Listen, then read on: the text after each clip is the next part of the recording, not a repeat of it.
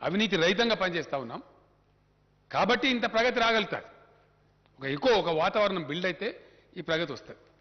ఈ ప్రగతిని డిట్రాక్టర్స్ అంటే మా ఏకాగ్రతను చెడగొట్టాలని ప్రయత్నం చేసే డిట్రాక్టర్స్ ఎవరైతే ఉంటారో వాళ్ళు విశ్వ ప్రయత్నాలు చేసినా అది రాకుండా మేము ముందుకు పోతా ఉన్నాం.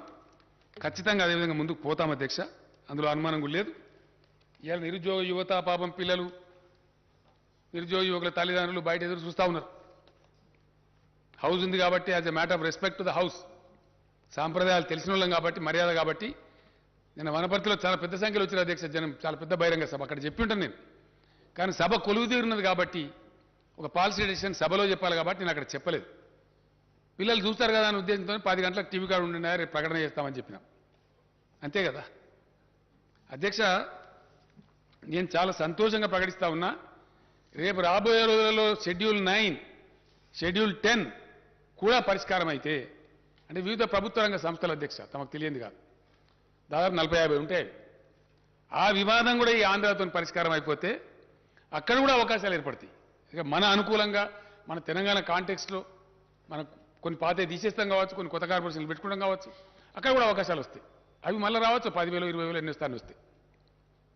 అవి కాకుండా ఇప్పుడు పరిష్కారమైనటువంటి దాని ప్రకారంగా మొత్తం తెలంగాణ మన ఉద్యోగుల విభజన చేసిన తర్వాత స్టేట్మెంట్ చదువుతా అధ్యక్ష, ఒక వర్డ్ 21,142 ఉద్యోగాలకు ఈ రోజు నుంచే మొత్తం నోటిఫై చేసేస్తారు అధ్యక్ష, టుడే ఇట్ సెల్ఫ్.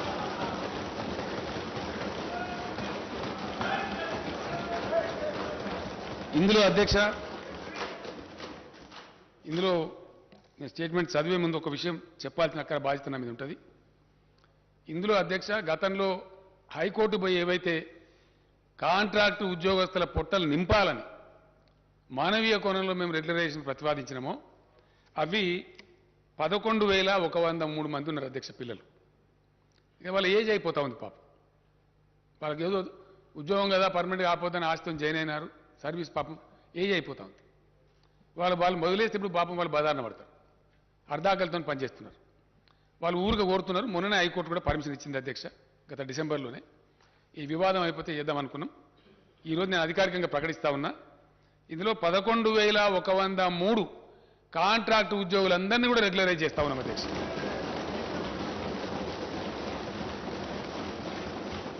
మిగిలినటువంటి తమరు ప్రతిపాదించిన మన లెజిస్లేచర్ ఉద్యోగాలు కూడా ఉన్నాయి అధ్యక్ష, అది కూడా చెప్తే నేను డీటెయిల్స్ వస్తాయి. 80,039 ఉద్యోగాలకు తక్షణం ఈ రోజు నుంచే సంబంధిత శాఖలకు నోటిఫికేషన్లు ఇష్యూ అయితే అధ్యక్ష. దీంట్లో విద్యాశాఖలోనే సుమారు 25 నుంచి 30,000 వస్తున్నాయి అధ్యక్ష. ఇది స్కూల్ ఎడ్యుకేషన్ కావచ్చు, హైయర్ ఎడ్యుకేషన్ కావచ్చు, యూనివర్సిటీలు కావచ్చు, ఎక్కడ ఖాళీ లేకుండా భర్తీ చేస్తా ఉన్నాం అధ్యక్ష. నేను తమ అనుమతితో స్టేట్మెంట్ చదువుతా సార్. అధ్యక్ష, తెలంగాణ పోరాట నినాదమే నీళ్లు, నిధులు, నియామకాలు. రాష్ట్రం ఏర్పడిన తర్వాత తెలంగాణ నిధులు తెలంగాణకే దక్కుతున్నాయి. తెలంగాణ అవసరాలకు తగినట్టుగా సాగునీటి ప్రాజెక్టులు నిర్మించుకుంటూ ఉన్నాం. నియామక ఇవ్వండి, వాళ్ళకి ఇవ్వలేదండి.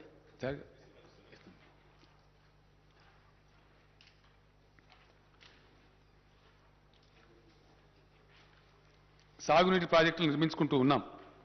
నియామకాలకు సంబంధించి స్థానిక అభ్యర్థులకు సంపూర్ణ న్యాయం జరగడానికి కావలసిన పటిష్టమైన వ్యవస్థను, విధానాన్ని రూపొందించి అమలు చేస్తున్నాం. ఈ నేపథ్యంలో భారత రాజ్యాంగంలోని ఆర్టికల్ 371D ప్రకారం రాష్ట్రపతి ఉత్తర్వులకు సవరణలు చేయడం కోసం ప్రతిపాదనలు పంపించాం. కేంద్రం అనవసర తాత్సారం చేసింది.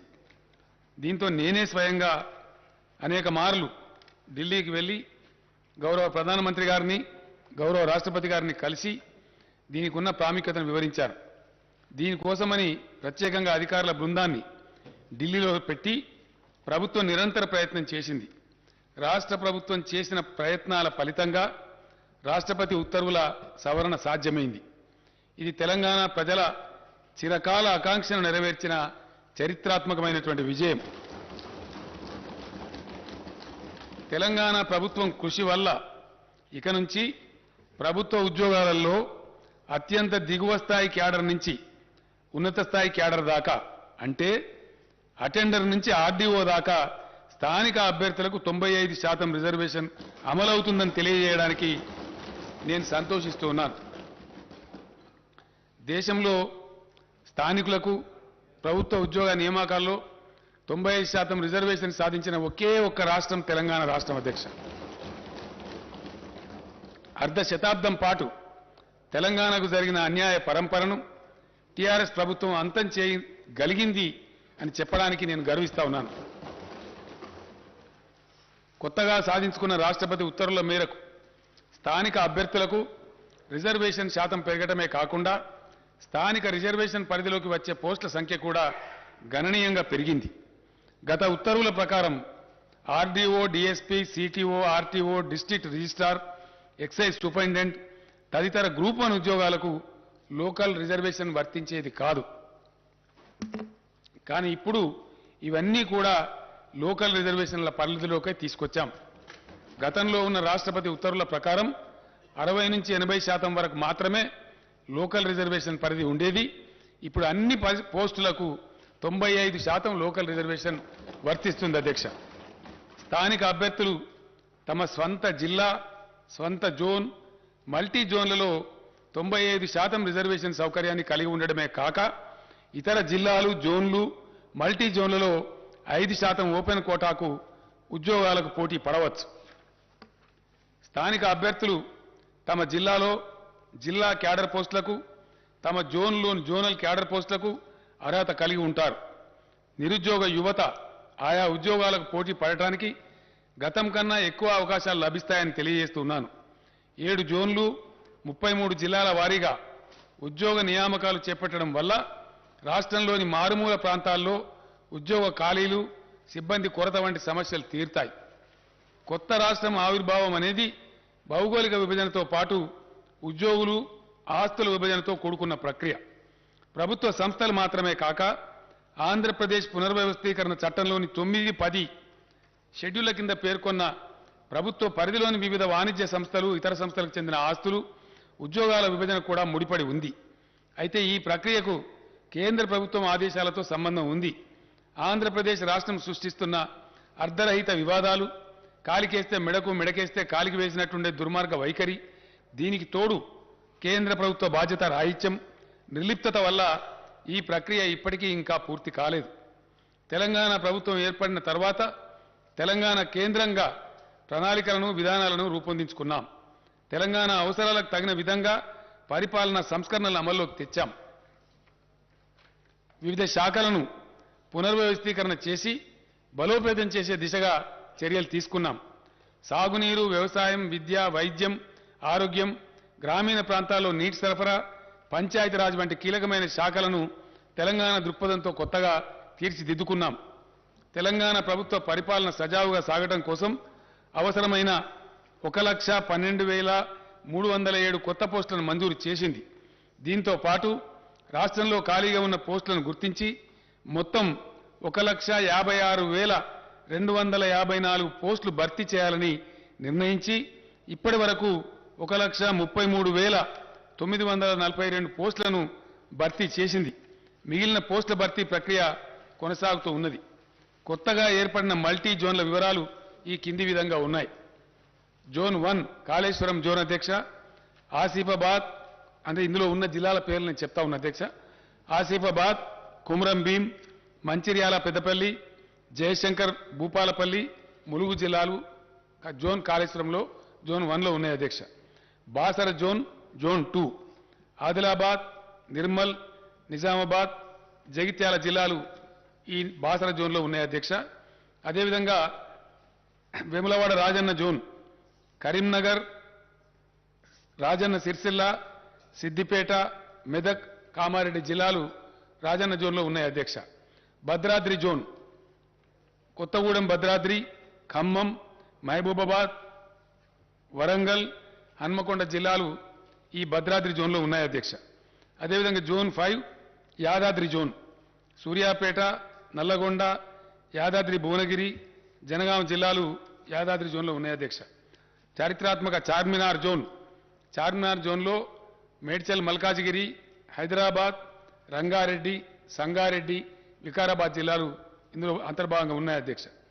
జోన్ 7 జోగులాంబ జోన్ మహబూబ్ నగర్, నారాయణపేట, జోగులాంబ గద్వాల, వనపర్తి, నాగర్ కర్నూలు జిల్లాలు జోన్ 7లో ఉన్నాయి అధ్యక్ష. రాష్ట్ర ప్రభుత్వం ప్రతిపాదించిన సవరణలకు గౌరవ రాష్ట్రపతి గారు ఆమోదం తెలపడంతో 2021లో తుది ఉత్తర్వులు జారీ అయ్యాయి. ఈ ఉత్తర్వులకు అనుగుణంగా స్థానిక క్యాడర్ వ్యవస్థీకరణ ప్రక్రియ గతేడాది ఆగస్టులో పూర్తి అయింది.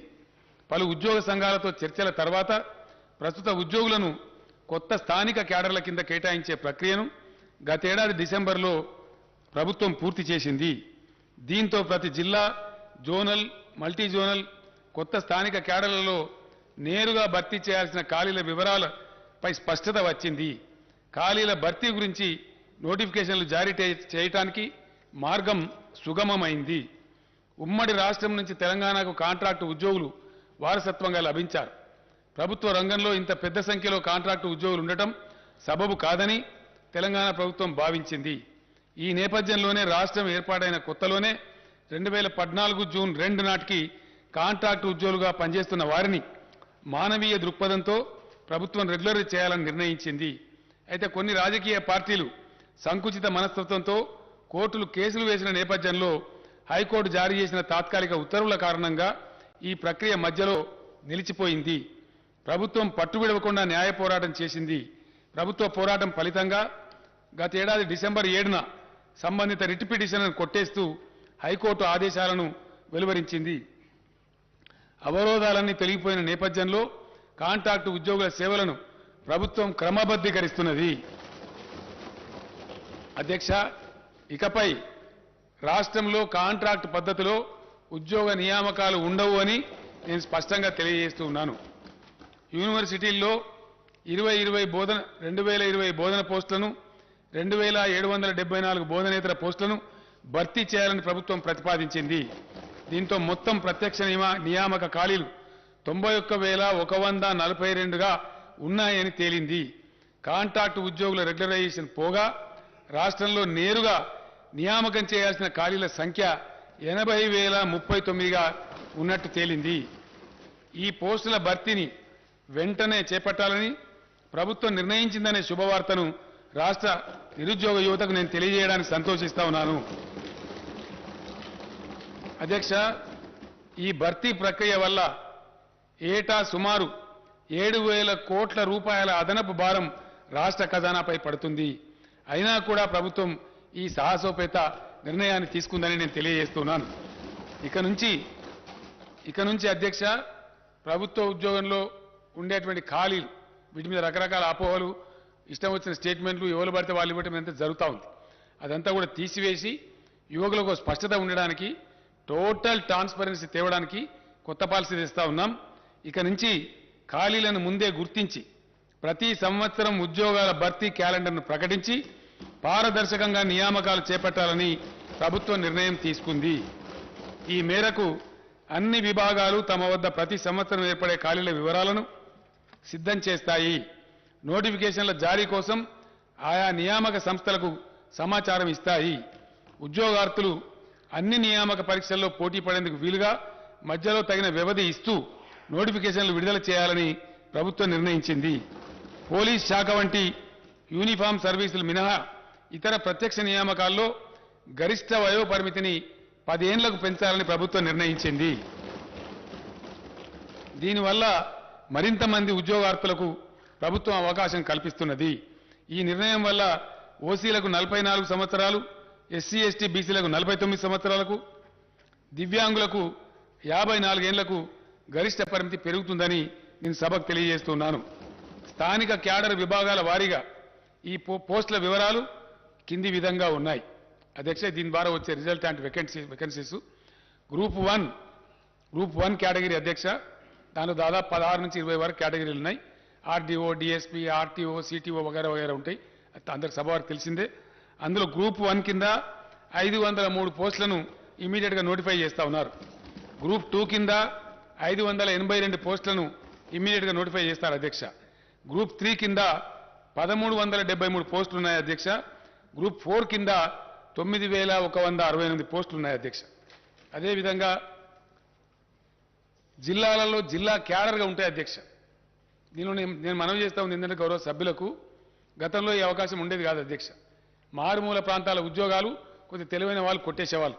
ఇప్పుడు ఎక్కడికక్కడనే ఉద్యోగ అవకాశం రావాలి కాబట్టి భూపాలపల్లి జిల్లాకు భూపాలపల్లిని రావాలా, ములుగు జిల్లాకు ములుగులనే రావాలా, గద్వాలలో రావాలా, ఆసిఫాబాద్లో రావాలి. కాబట్టి లోకల్ క్యాడర్ కూడా నూతన రాష్ట్రపతి ఉత్తర్వుల ప్రకారం నిర్ణయం చేశాం. ఇప్పుడు నేను మనవి చేస్తాను తమరికి.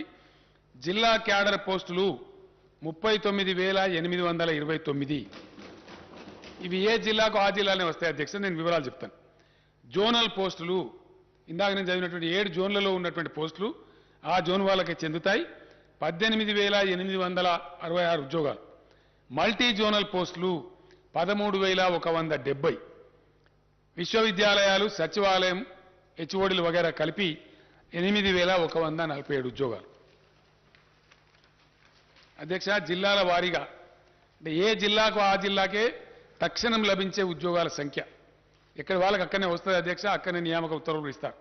హైదరాబాద్ 5,268, నిజామాబాద్ 1,976, మేడ్చల్ మల్కాజ్గిరి 1,769 మంది, రంగారెడ్డి 1,561, కరీంనగర్ 1,465, నల్లగొండ 1,398, కామారెడ్డి 1,340, ఖమ్మం 1,340, భద్రాద్రి కొత్తగూడెం 1,316, నాగర్ కర్నూలు జిల్లా 1,257, సంగారెడ్డి జిల్లా 1,243, మహబూబ్ నగర్ జిల్లా 1,213, ఆదిలాబాద్ జిల్లా 1,193, సిద్దిపేట జిల్లా 1,178, మహబూబాబాద్ జిల్లా 1,172, హనుమకొండ జిల్లా 1,157, మెదక్ జిల్లా 1,149, జగిత్యాల జిల్లా 1,063, మంచిర్యాల జిల్లా 1,025, యాదాద్రి భువనగిరి 1,010, జయశంకర్ భూపాలపల్లి 918, నిర్మల్ జిల్లా 876, వరంగల్ జిల్లా 842, కుమ్రంభీం ఆసిఫాబాద్ 825, పెద్దపల్లి జిల్లా 800, జనగామ జిల్లా 760, నారాయణపేట జిల్లా 741, వికారాబాద్ జిల్లా 738, సూర్యాపేట జిల్లా 719, ములుగు జిల్లా 696, జోగులాంబ గద్వాల 662, రాజన్న సిరిసిల్ల 601, వనపర్తి జిల్లా 556, మొత్తం 39,829 అధ్యక్ష. డైరెక్ట్ రిక్రూట్మెంట్ వేకెన్సీలు జోన్ వారీగా అధ్యక్ష, అంటే జోనల్ పోస్టులు. Zone 1 Kaleshwaram 1,630, zone 2 Basara 2,328, zone 3 Rajanna 2,403, zone 4 Bhadradri 2,858, zone 5 Yadadri 2,160, zone 6 Charminar 5,297, zone 7 Jogulamba 2,190, మొత్తం 18,866 అధ్యక్ష. దీంతో పాటు మల్టీ జోనల్ పోస్ట్ ఇందాక నేను మనవి చేసినటువంటి ఆర్డీఓ, డిఎస్పీ వగైరా అధ్యక్ష ఒక 15-20 కేటగిరీలు ఉన్నాయి. దానిలో సిటీఓ, ఆర్టీఓ ఇవన్నీ కూడా ఉంటాయి. ఎక్సైజ్ సూపరింటెండెంట్, డైరెక్ట్ రిక్రూట్మెంట్ అధ్యక్ష. ఇవి multi zone 1 6,800, multi zone 2 6,370, multi zone మొత్తం కలిపి 13,170. ఈ విధంగా ఈ వేకెన్సీలు కూడా ఇమ్మీడియట్ నోటిఫై చేస్తారు అధ్యక్ష. దీని తర్వాత డిపార్ట్మెంట్ వారీగా నేను మనవి చేస్తా ఉన్నా. స్టేట్ వైడ్గా హోంశాఖలో 18,334, సెకండరీ ఎడ్యుకేషన్ అంటే టీచర్ పోస్టులు వగైరా ఉంటాయి అధ్యక్ష 13,086, హెల్త్ మెడికల్ ఫ్యామిలీ వెల్ఫేర్లో 12,755, హయ్యర్ ఎడ్యుకేషన్ ఎడ్యుకేషన్ అధ్యక్ష అంటే కాలేజ్ ఎడ్యుకేషన్లో 7,878, బీసీల సంక్షేమం 4,311, రెవెన్యూ డిపార్ట్మెంట్ అంటే నూతనంగా ఏర్పడ్డ మండలాలు, డివిజన్లు, జిల్లాల వారీగా పోస్టుల భర్తీ అధ్యక్ష. Revenue department 3,560, scheduled caste development department 2,879, irrigation మరియు కమాండ్ ఏరియా డెవలప్మెంట్ 2,692, ట్రైబల్ వెల్ఫేర్లో 2399, మైనార్టీ వెల్ఫేర్లో 1825, environment forest and technology 1598, Panchayati Raj మరియు రూరల్ డెవలప్మెంట్లో 1455, లేబర్ మరియు ఎంప్లాయ్మెంట్ 1221, ఫైనాన్స్ డిపార్ట్మెంట్లో 1146, మహిళలు పిల్లలు అంటే మహిళా శిశు సంక్షేమం, హ్యాండిక్యాప్డ్ అండ్ సీనియర్ సిటిజన్స్ డిపార్ట్మెంట్లో 895, మున్సిపల్ అడ్మినిస్ట్రేషన్లో 859, అగ్రికల్చర్ మరియు కోఆపరేషన్లో 801, ట్రాన్స్పోర్ట్ రోడ్ బిల్డింగ్స్లో 563, న్యాయశాఖలో 386, ఎనిమల్ హస్బెండరీలో 353, జీఐడీలో 343, ఇండస్ట్రీస్ డిపార్ట్మెంట్లో 233, యూత్ టూరిజంలో 184, ప్లానింగ్ డిపార్ట్మెంట్లో 136, సివిల్ సప్లైస్ డిపార్ట్మెంట్లో 106, లెజిస్లేచర్లో అధ్యక్ష మన శాసనసభలో 25, ఎనర్జీలో అంటే పవర్ డిపార్ట్మెంట్లో 16, మొత్తం కలిపి 80,039 ఉద్యోగాలు వెంటనే తక్షణమే నోటిఫికేషన్లు విడుదల చేసి రిక్రూట్మెంట్ ప్రక్రియ మొదలవుతుందని చెప్పి సభ ద్వారా గౌరవ సభ్యులకు తమ ద్వారా గౌరవ సభ్యులకు సభకు తద్వారా రాష్ట్ర ప్రజానీకానికి తెలియజేస్తున్న అధ్యక్ష. ధన్యవాదాలు తెలియజేస్తున్నాను.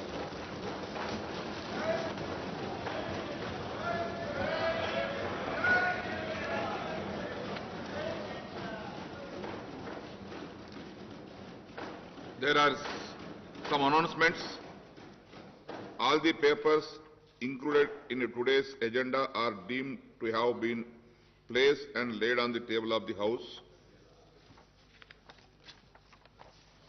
I am to announce to the House that cut motions to the demands for grants for the budget 2022-23 will be received up to 2 p.m. today, the 9th March 2022. One more announcement. I am to announce to the House that I have nominated the following members to be on the panel of chairmen for the second meeting of 8th session: Sri Dharamsot Reddy Nayak, Sri Muhammad Mozam Khan, Sri Hanuman Sinde, Sri Manchireddy Kishan Reddy. Now, general discussion on the annual finance statement budget for the 2022-23. I request Sri Akbaruddin Owaisi Garu to initiate the general discussion on the annual finance statement budget for the year 2022-23. Honorable Speaker, sir. Sir, before I go on the discussion on the budget, state budget for the year 2022 and 2023, I would like to congratulate the Honorable Chief Minister Sahab for making the announcement for the recruitment in the government department. बहुत देर से ये मुतालबा था और आज chief minister साहब ने इस ऐवान के जरिए रियासत की आवाम में एक खुशी की लहर दौड़ा दी कि इतने सारे तकर्रुरात का ऐलान किया, न सिर्फ वैकेंसीज को फिल करने का ऐलान किया बल्कि उसके साथ ही साथ ये भी ऐलान किया कि जितने भी जो लोग काम कर रहे थे कॉन्ट्रैक्ट बेसिस पे उनको भी रेगुलर करेंगे और सालाना हर वैकेंसी जब भी आएगी उसको पुर किया जाएगा। ये काबिल मुबारकबाद इक़दाम है जिसके लिए मैं अपनी पार्टी की जानिब से चीफ मिनिस्टर साहब को, रियासती हुकूमत को दिल की गहराइयों से मुबारकबाद देता हूं। Sir, now going ahead with the discussion on the state budget for the year 2022 and 2023. Sir, I congratulate the Finance Minister, Janab Harish Rao Sahab, for presenting the next year budget with a record outlay of 2.57 crores. I also compliment Harish Rao Sahab for making a marathon budget speech for over 2 hours. However, I would like to say that this budget speech is very significant for 2 reasons. He has given a detailed account of the spectacular progress achieved by the Telangana state in the last 7 years since 2014. He has also pointed out clearly that this progress was made without any contribution of the central government and despite some hurdles created by those in power in Delhi. One could imagine what more Telangana state would have achieved if the powers that be in Delhi were responsive to its needs and demands. I don't want to repeat what the Finance Minister Saab had stated about the discrimination suffered by the Telangana state at the hands of the Delhi rulers. I strongly condemn the discriminatory attitude of the centre against Telangana state. In the recent past, the central government has tried to snatch away the power of the state through several legislation and actions. Even in the next year's union budget, no justice was done to Telangana state. None of our irrigation projects have been given national status, and not a single rupee was sanctioned by the central government for these projects. So right from 2014, when the first Telangana budget was presented in this house, we have been cautioning that the central government is denying its due share to the state in the devolution funds. I have been repeatedly stating this, sir.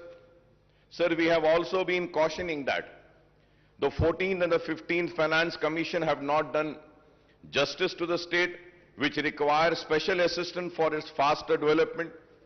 So we have also made it very clear when the demonetization was announced, it was me and my party which has opposed the demonetization, and the demonetization has resulted in derailing the country's economy. The demonetization was responsible for the closure of many small-scale industries. The demonetization was responsible for snatching away the livelihoods of the poorest of the poor people. The demonetization has totally failed, I would say. The derailing of the economy had started from the day when the demonetization had come. We have also, me and myself, stood here in this house and had opposed the GST. And we know that the GST has also been a major cause for derailing the economy, taking responsible for closure of many industries, small-scale industries, taking away the livelihoods of the poor people.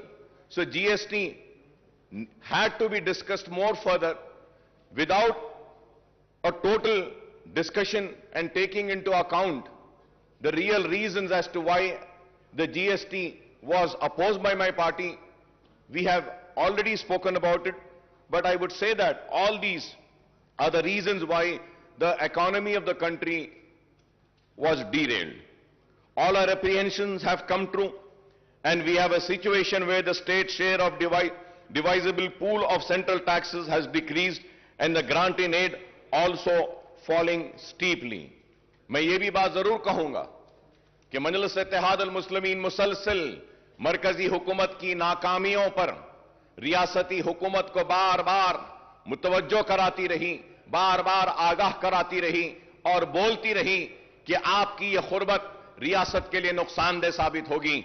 देरी सही, लेकिन आज हम देखते हैं कि रियासती हुकूमत आज मरकजी हुकूमत के इक़दामात के खिलाफ शिद्दत के साथ आज उससे इख्तिलाफ कर रही है और अपनी नाराजगी का इजहार कर रही है। तो आखिर मजलिस इत्तेहाद अल मुस्लिमीन की बात और उसकी पॉलिसी सही साबित हुई कि रियासती हुकूमत से को नुकसान पहुंचा मरकजी हुकूमत की खुरबत के जरिए। Sir, for instance the state share of central taxes has come down from rupees 15.987 crores in 2019 and 20 to rupees 7,589 crores in the first 10 months of the current financial year to 2021-2022 as per the CAG accounts.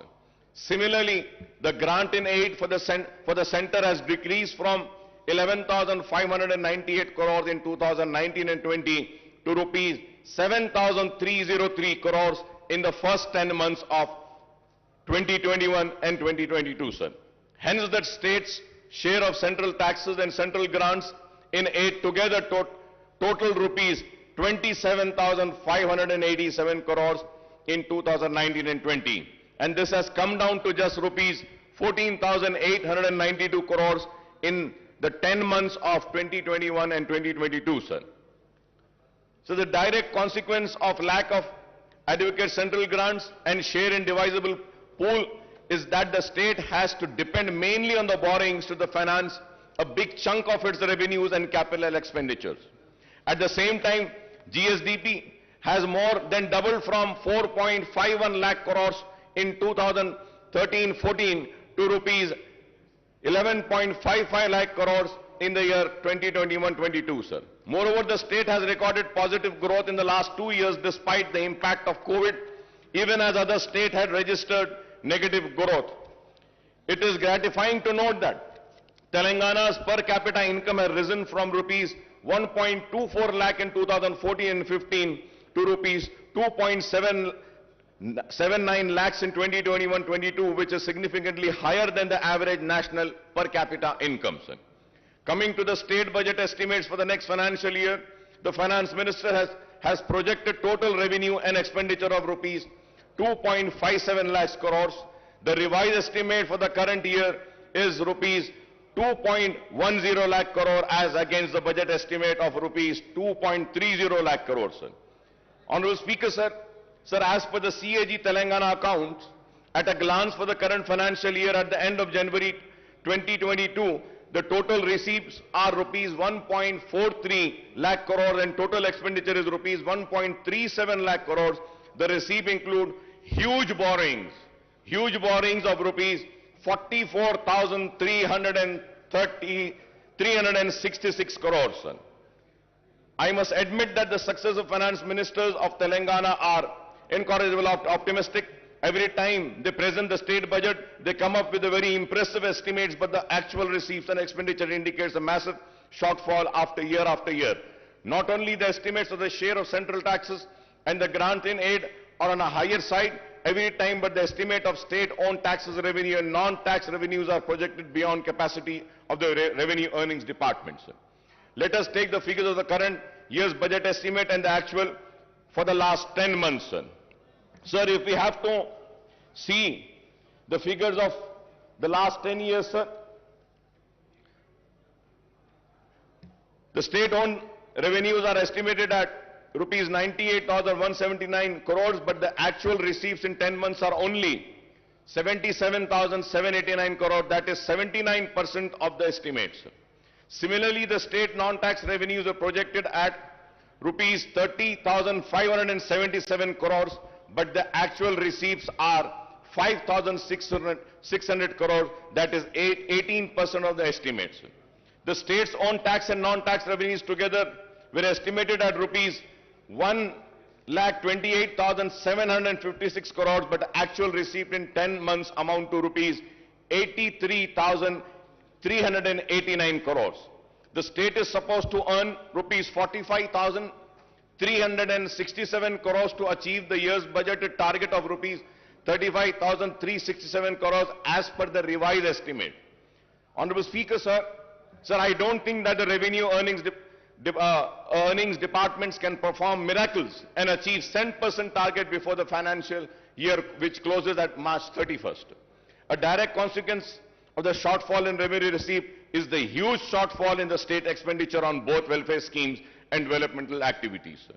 The statement of CAG report on state budget, sir, which clearly gives a picture to us.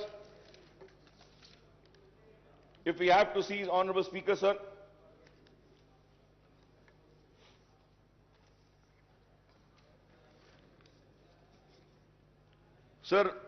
further going ahead with the rising debt, sir, Telangana outstanding public debt will reach rupees 3,29,988 crores in 2022-23, accounting for 25% of gross state domestic product, sir.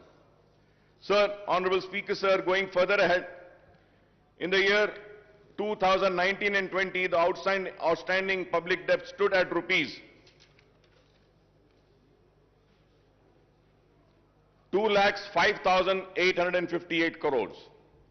Thus, the next year outstanding debt represent a massive increase of rupees 1,24,130 crores on the outstanding debt in 2019 and 20.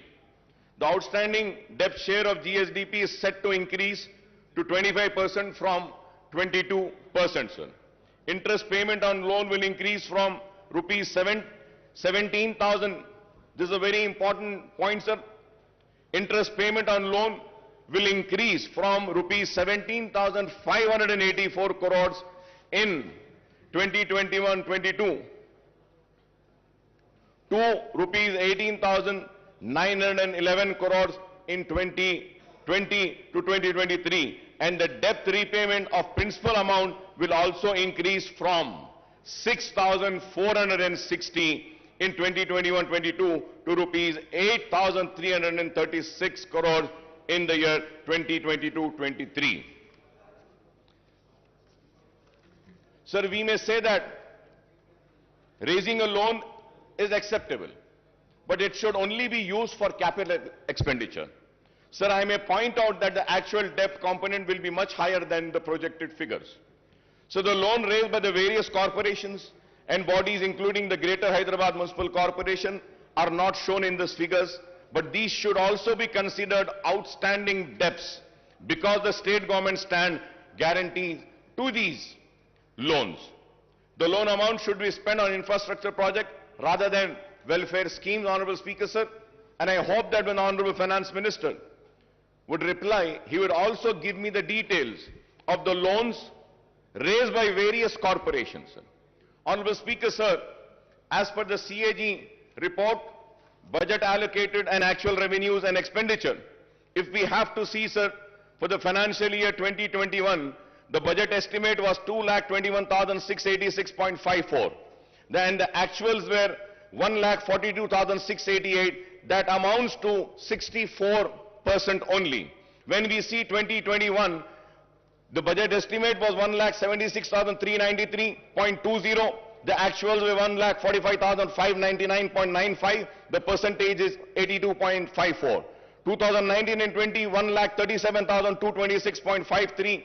Actuals were 1,32,508.87. Percentage was 96.56. 2018 and 19, 1,67,859.35. The actuals were 1,25,554.70, that is 74.80. 2017 and 18, budget estimate was 1,44,986.52. The actuals were 1,15,887.35. 2016 and 17, budget estimate 1,27,266.59. The actuals were 1,17,799.40. That is 92.56%. 2015 and 16, 1,11,974 was the budget estimate. 1,11,974.82. The actuals were 96,051.29. That amounts to 85.78%. 2014 and 15, the budget estimate was 97,563.61. The actuals were 63,323.29. That was 64%, sir. Sir, when we see the budget estimate and the actuals, now let us see the table of the expenditure. Sir, when we see the expenditure for the year 2021 and 2022, sir, again if we see the budget estimate was 1,98,430.21, but the actuals were 1,37,190.44. That was 69.14 in the year financial year 21-22. When we go to financial year 2020 and 2021, the budget estimate was 1,60,731.00, but the actual expenditure was 1,34,731.68. That is 83.82%, sir. For the financial year 2019 and 20, the expenditure, budget estimate expenditure was 1,28,330.51, but the actuals were 1,23,809.09. 2018 and 19, the actual expenditure was, budget estimated was 1,58,823.80, but the actual expenditure was 1,16,804.25, that amounts to 73%, sir. Sir, again, if we see 2017, the budget estimate for the expenditure was 1,39,441.00, but the actuals were 1,09,384.62, that amounts to 78.45%, sir. 2016 and 17, 1,26,519.49 was a budget estimate for expenditure, but the actuals were 1,14,397.62, that amounts to 90.42, sir. So 2015 also, it was 1,09,582.72, and the actuals were 90,818.44. In the year 2014 and 15, 94,890.50, but the actual expenditure was 61,840.48, sir. So now, if we are seeing these figures, so it is very clear that what has been the actuals and what has been the expenditure, what has been the budget estimate for the receipts and what has been the actuals, and also the expenditure, what was the budget estimate for the expenditure and what has been the actuals, sir. Sir, now going further ahead, sir, the state government claims that the Telangana is at the bottom of the list in the terms of GSDP ratio on public debt. In 2021, the outstanding loan was 2,44,119 crores, and in 2021 and 22, it stood at 2,85,120. If I am wrong, I may be corrected, sir. But as per my research and my work which I have done, the outstanding loan for the year 2021 is 2,44,119 crore, and in 21-22, it stood at 2,85,120 crores, sir. The loan raised for the open market would amount to rupees 2.89 lakh crores out of the rupees 3,29,988 crore outstanding debt in the coming fiscal year, sir. These figures, if are wrong, I may be corrected, sir. So the budget has proposed to borrow rupees 53,970 crores through market borrowing in 22-23 against 47,500 crores in the year 21-23. In 2021, 20 and 2021, the market borrowings were 43,784 crores. The overall debt burden of the state government will stand.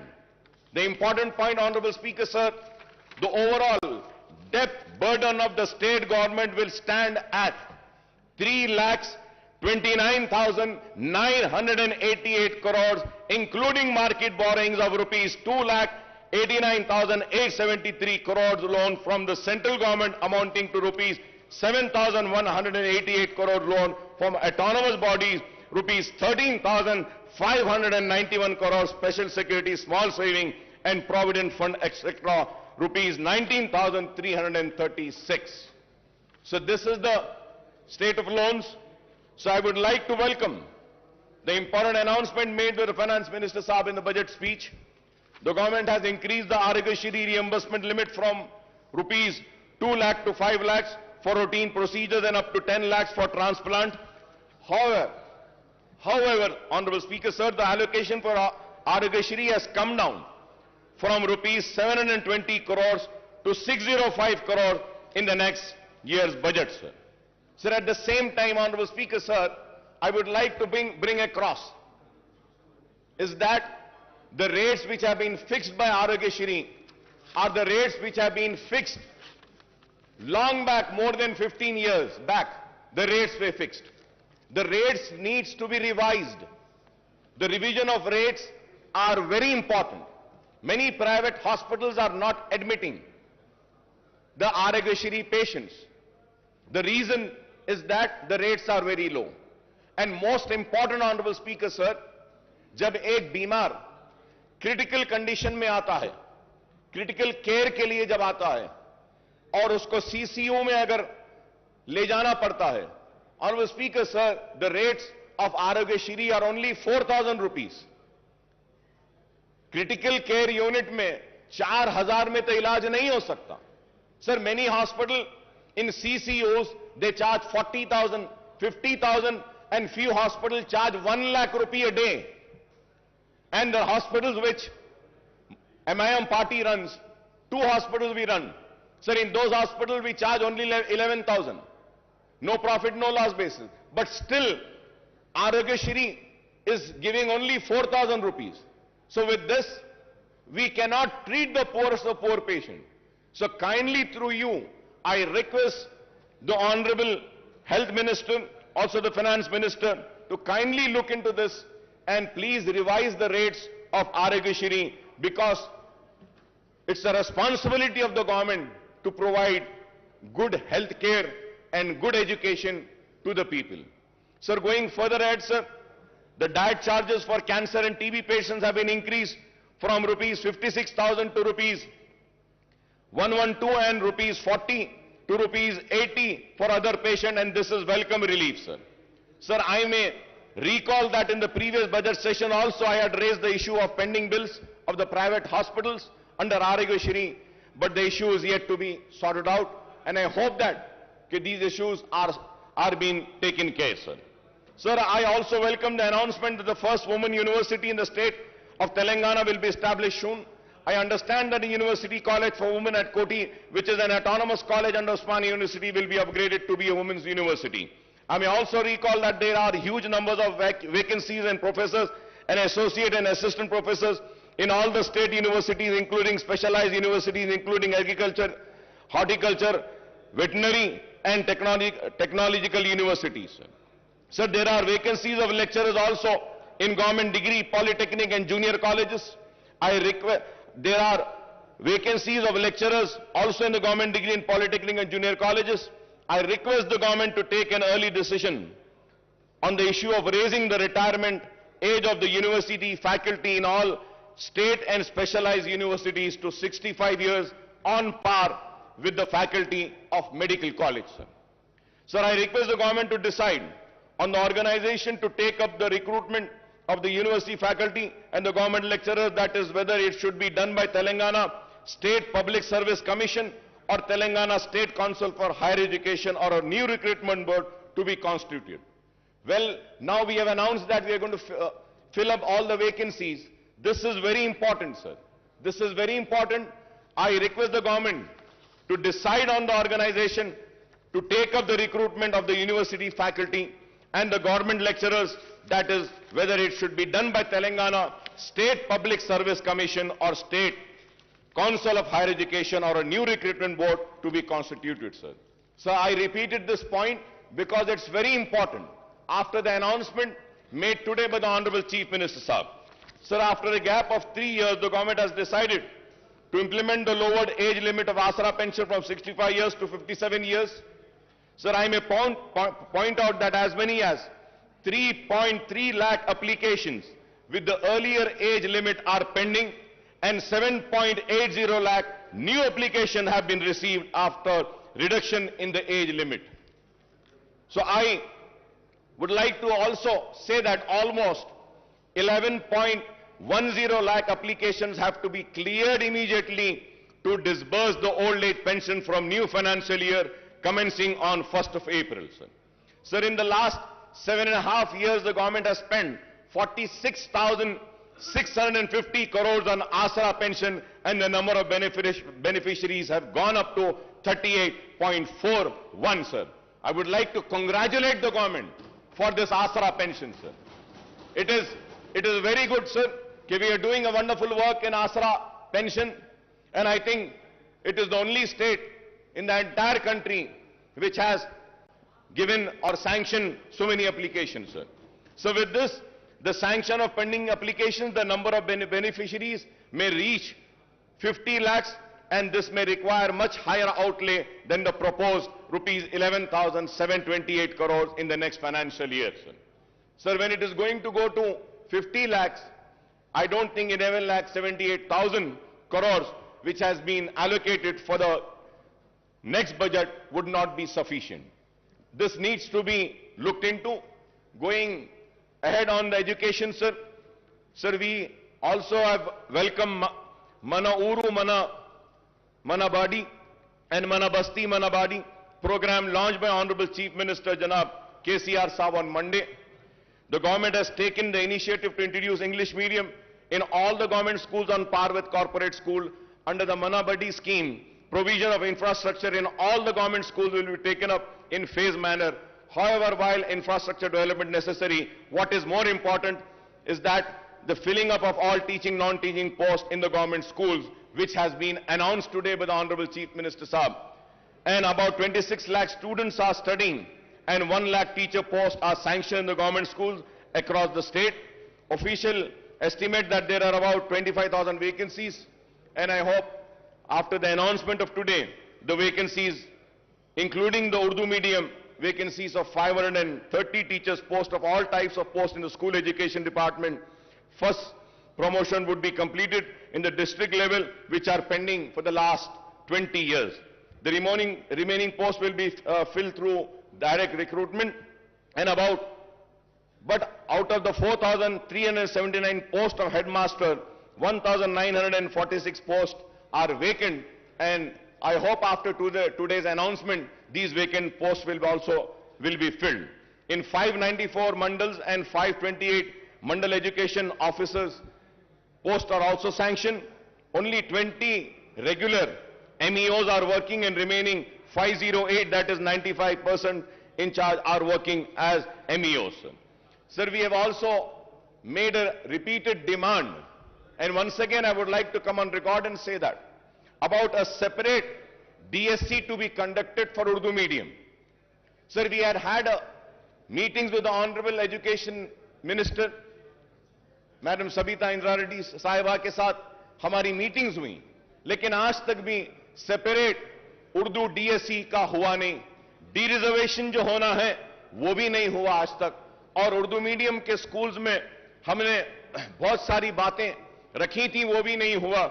And at the same time, sir, so for so many years the sweepers and attenders post in school education department are being removed, sir. निकाल दिए गए साहब.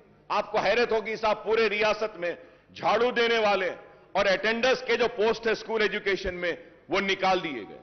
और हमने देखा है कि teachers झाड़ू दे रहे हैं, टॉयलेट्स को साफ करने वाले कोई नहीं है. This is a very important issue which needs to be taken up, which needs to be addressed, sir.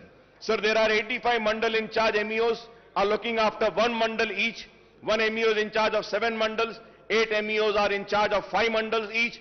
24 MEOs are handling 4 mandal each. 59 MEOs are overseeing 3 mandal each, and 87 MEOs are managing 2 mandal each, sir.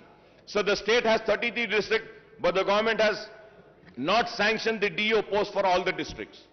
For all the districts, we need to have DOs, sir. Out of the 12 DO sanctioned posts, only 7 DOs are working, and there are 5 vacancies, and we are told that 26 districts, only in charge DOs are running the show. In Telangana state, 66 deputy DOs posts are sanctioned, but only 6 deputy DOs are working, and remaining 60 posts are vacant, and I hope that these vacant posts would be filled by the announcement made by the Honorable Chief Minister Saab today. Also 70 senior lecturer posts are vacant. Out of 166 Telugu lecturer posts, 152 are vacant and only 15 are working, and out of 40 Urdu lecturer posts, 37 are vacant and only 3 are working, and I hope that these vacancies will also be filled up by the announcement made by the Honorable Chief Minister Saab. Sir, at the same time, sir, so Honorable Speaker, sir, I might sound very bad, and my friends and colleagues might feel very offended, but sir, I am not here to offend anybody. I am here to bring to your kind notice, sir. Sir, we have a sanctity of this house. Sir, we have to maintain the decorum of this house. We have to keep the honor of this house alive. Sir, in this house, the leader of the house, Chief Minister Saab, had announced on my request and on my demand, sanctioning 20 crores to Falaknuma Educational Campus. He had announced sanctioning amount to Chanchalguda Educational Campus. He announced the same to Hussaini Alam and Golconda Educational Campus. And the announcement has been made 3 years back, sir. आज तक एक पैसा नहीं दिया गया साहब मैं आपको मेरी बात बुरी दिखेगी, लेकिन अगर कोई मेंबर अपनी सीट पर से उठकर यहां अगर वेल में आता है तो उसको सस्पेंड कर दिया जाता है, लेकिन जो अनाउंसमेंट इस ऐवान में होता है उसको पूरा नहीं किया जाता तो उसके ऊपर आपको फैसला लेना पड़ेगा। स्पीकर साहब, अगर नहीं करना है तो अनाउंस ना कीजिए, मेहरबानी होगी नहीं करिए।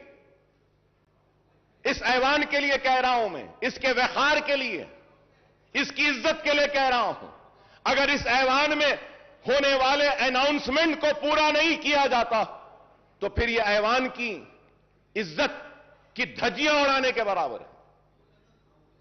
तो मैं आपके जरिए हुकूमत से मुतालबा करूंगा कि जो ऐलान किया गया फलकनुमा कैंपस के लिए, जो ऐलान किया गया गोलकुंडा कैंपस के लिए, जो ऐलान किया गया हुसैनी आलम कैंपस के लिए, जो ऐलान किया गया चंचलगुड़ा कैंपस के लिए, वो ऐलान को पूरा करिए बराए मेहरबानी।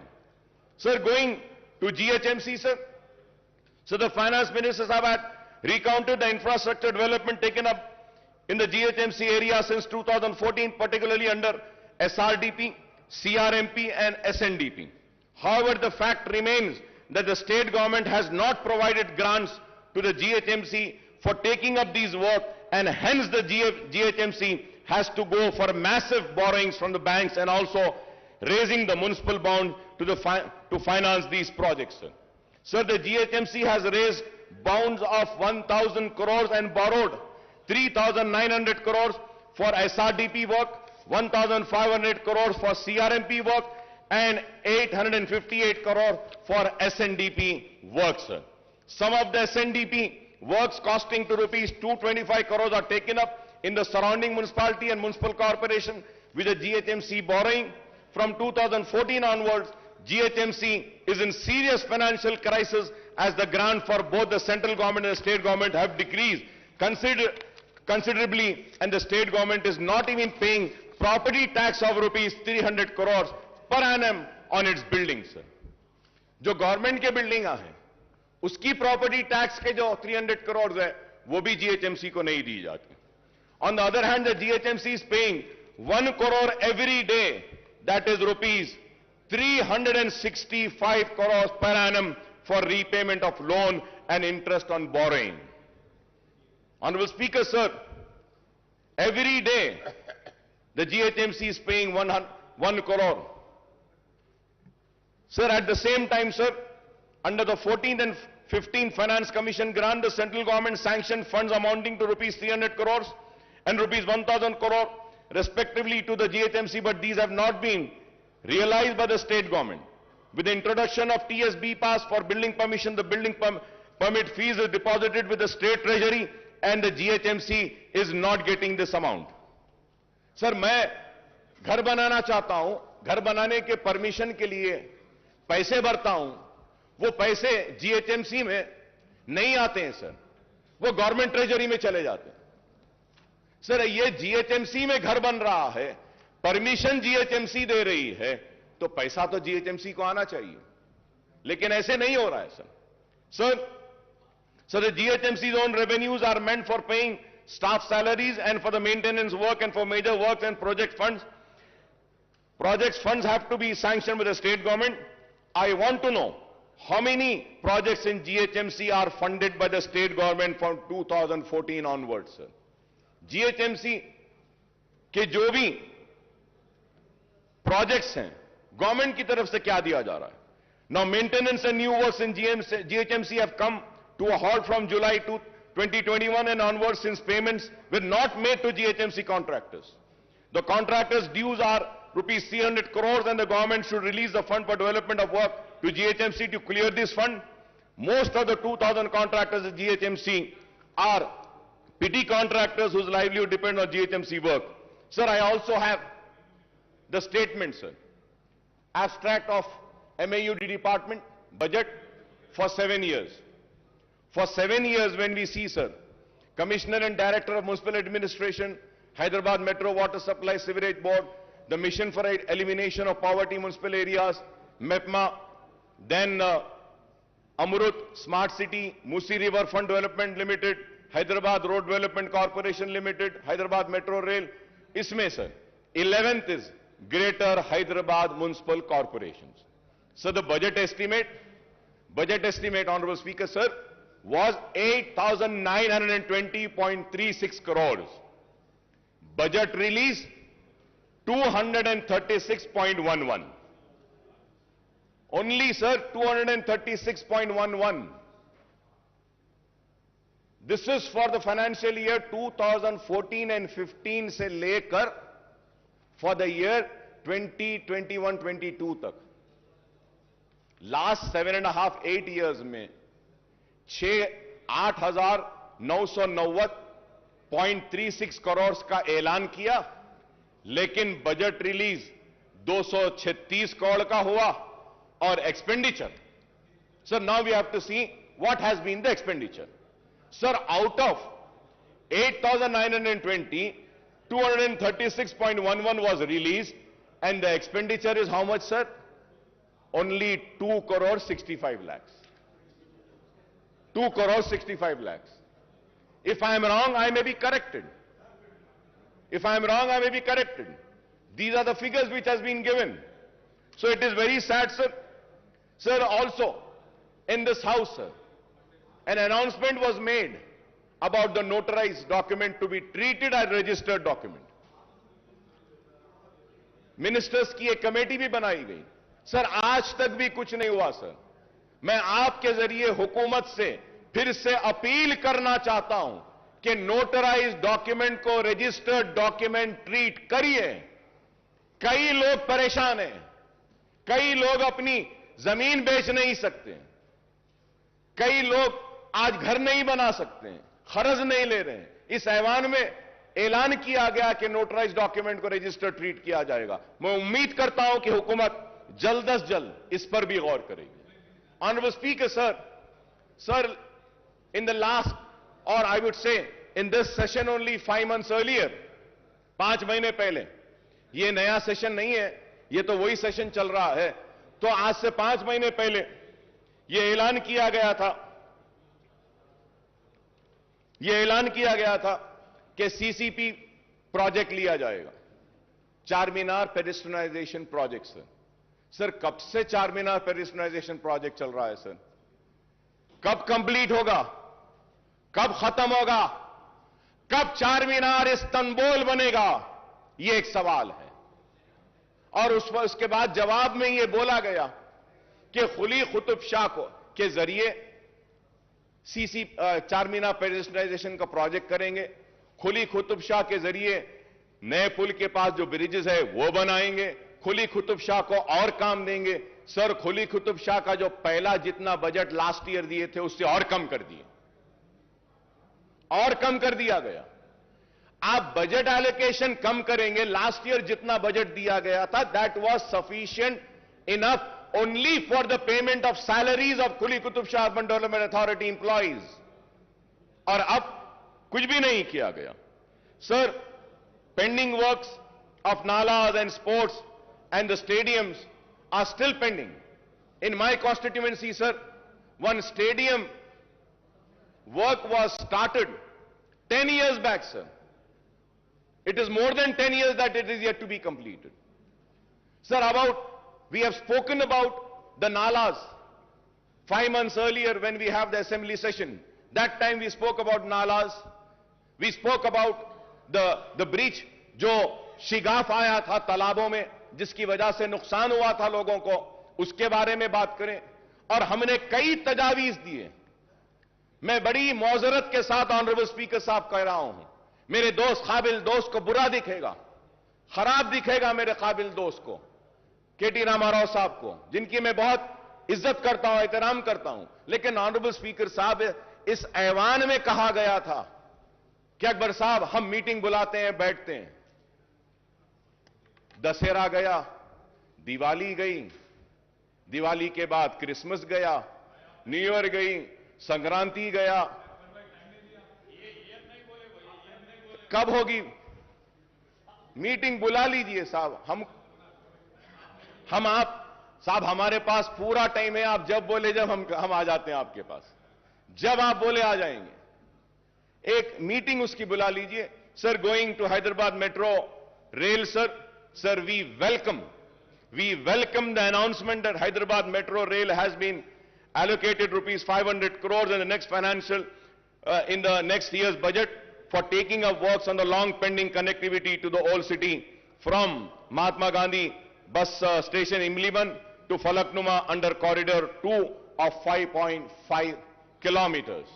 बार बार इल्जाम था हुकूमत पर और मजलिस पर भी कि मेट्रो ओल्ड सिटी में नहीं आई, लेकिन इस बजट एलोकेशन के बाद हमको उम्मीद है कि मेट्रो जरूर दौड़ेगी पुराने शहर में भी। Sir, for metro connectivity to Shamshabad Airport, an allocation of rupees 377.35 crores has been made. The project has been awaiting government nod for the 32 kilometers elevated work from Gachibowli for the last couple of years. The Hyderabad Metro Rail, the government special purpose vehicle which oversees the metro construction, has been provided loan of rupees 1,500 crores too. But we are disappointed, Honorable Speaker, sir, but we are disappointed that no allocations have been made for MMTS Phase 2. MMTS Phase 2 के लिए हम बार बार मुतालबा कर रहे हैं। कितने साल से? 6-7 साल से मुतालबा है कि MMTS Phase 2 के लिए एलोकेट करिए फंड्स, लेकिन वो अब तक नहीं हुआ। मैं उम्मीद करता हूं कि फाइनेंस मिनिस्टर साहब MMTS Phase 2 के लिए भी जो रिक्वायर्ड फंड्स हैं उसको भी जारी करेंगे। So the state government has to provide its share of assured 2/3 funds of total cost of 817 crore, but only 129 crores was released. The MMTS Phase 2 project taken up by the South Central Railway should be completed in all respect, connecting the suburbs and providing a cheaper and environmental friendly transport system to the poor and middle class passengers. The MMTS Phase 2 also provides for extending the connectivity to the Shamshabad Airport, and this can be supplement the metro connectivity from Gachibowli. So about 2 BHK with an objective to providing a dignified dwelling of decent size, the government is implementing 2 BHK program. The government has sanctioned 2.91 lakh houses all over the state and 1 lakh in the GHMC area. However, in the 15 assembly segments of Hyderabad district, only 9,453 houses are sanctioned and 24 locations, and there is no 2 BHK housing site in Charminar, Amberpet segment, sir.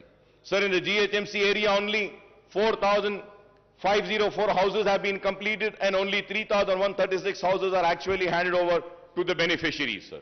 Most of the housing units in GHMC area are at various stages of constructions, and work has been stopped at most of the site as, again, the same problem. The contractors are not paid their dues for several months. I request through you, sir, कि ये contractors के जो पैसे हैं इसको पे करने के लिए बोली. In the next year budget allocation, rupees 12,000 crores is proposed for the 2 BHK program, and I hope that the housing units in GHMC would be completed to hand over to beneficiaries during the year. We welcome the government decision to launch the scheme of providing financial assistance for construction of 2-bedroom housing scheme for people who have their own plots with a unit cost of 3 lakh per house.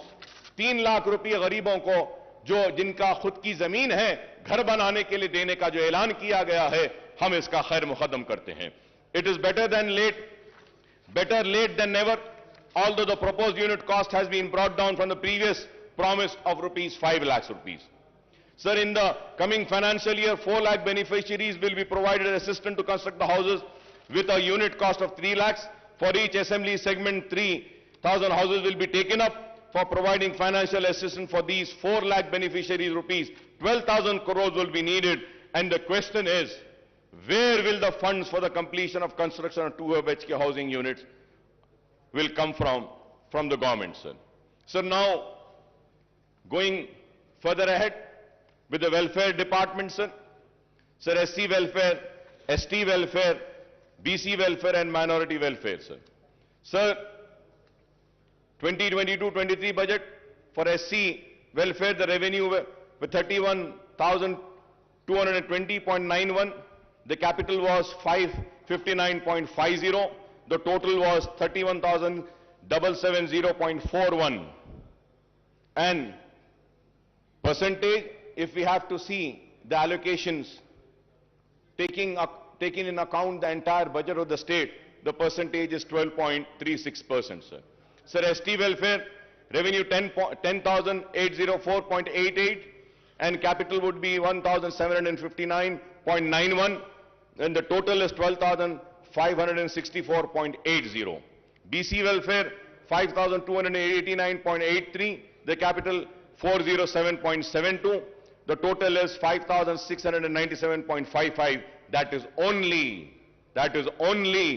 2.22%. Sir, again, minority welfare 1728.71 और उसके बाद 1728.71. अगर आप इसको देखते हैं total budget के हिसाब से, तो माइनॉरिटीज को जो शेयर दिया गया है बजट में से, वो share is 0.67%. It has come down. पहले से और अब में अगर देखते हैं टोटल बजट से हम अगर कैलकुलेट करते हैं, तो जो शेयर दिया गया है एससी वेलफेयर को 12.36%, एसटी वेलफेयर के लिए 4.89%, बीसी वेलफेयर के लिए 2.22% और माइनॉरिटी वेलफेयर के लिए 0.67%. Sir, when we come to the minorities, sir, so Honorable Speaker, sir, before going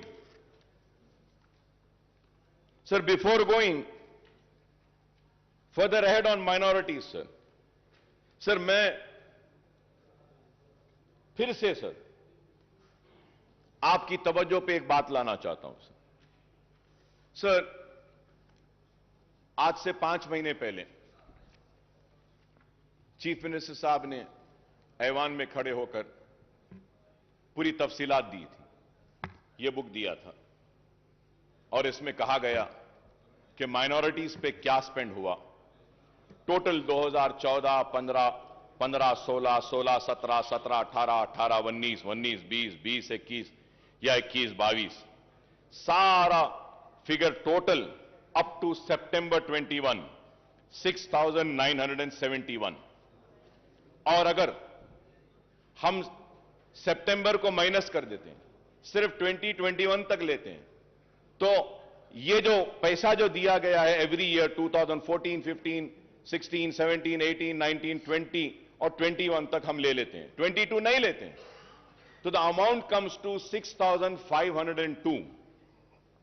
amount comes to 6,512, sir. 6,512. Honourable finance minister साहब अपनी बजट की स्पीच में बोलते हैं 7 साल में 6644. अब सर सवाल ये है, ऑनरेबल चीफ मिनिस्टर साहब जो फिगर दिए हैं वो सही है, फाइनेंस मिनिस्टर साहब जो फिगर दे रहे हैं वो सही है, या फिर कौन सा फिगर सही है sir? And when we go further ahead sir, I would say that कि मैं रिकॉर्ड में आकर कहना चाहूंगा, ये जो डिपार्टमेंट है सर, ये डिपार्टमेंट अपना होमवर्क सही नहीं करता है सर. सर, अगर हम 7 इयर्स का टोटल लेते हैं माइनॉरिटीज का, जब budget allocation was 9,837.22, BROs released was 7,736.10, expenditure is 6,205.18. 6,205.18. Sir, finance minister साहब को चाहिए था कि वो फॉर द ईयर 2021-22 का भी जो स्कीम वाइज है, जो हमारा 1,600 है, उसमें स्कीम्स में 949.7 है, एडिशनल बजट 133.96 करोड़ दिए, तो टोटल 1083.66. फिर रेजिडेंशियल स्कूल्स के लिए 649.98 दिए. तो अगर ये ले लेते हैं, जब ये सारा ले लेते हैं, गवर्नमेंट की तरफ से मैं कह रहा हूं कि अब तक माइनॉरिटीज पे जो खर्च हुआ है वो 7,347.89 करोड़ है। आपको यह बोलना चाहिए अब तक जो खर्च हुआ। 6644 आपने कहा, चीफ मिनिस्टर साहब एक फिगर देते हैं और ये फिगर असल ये है। This is why I say that the department needs to study, the finance department also needs to study and come prepared. This house should not be misled. Sir, और एक चीज, before going further add, honourable minister साहब in speech has quoted and said that 40 crores have been given for Anisul Gurba. The building is complete, ready for inauguration. Honorable Speaker, sir, it is not ready, sir. Sir, I have...